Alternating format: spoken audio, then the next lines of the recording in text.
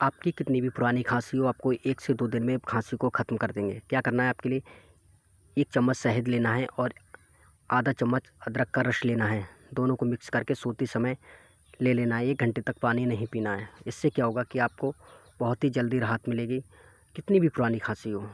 और किसी छोटे बच्चे को है तो आधा चम्मच शहद, आधा चम्मच अदरक देना है और आपके लिए देखना कितनी जल्दी रिजल्ट मिलता है। चाहें तो अदरक का 1 टुकड़ा लें और शहद लें 1 चम्मच, दोनों को मुँह में चबा लें। डायरेक्ट आप चबा सकते हैं। वीडियो अच्छी लगे तो लाइक और शेयर कमेंट करना ना भूलिए। जय हिंद।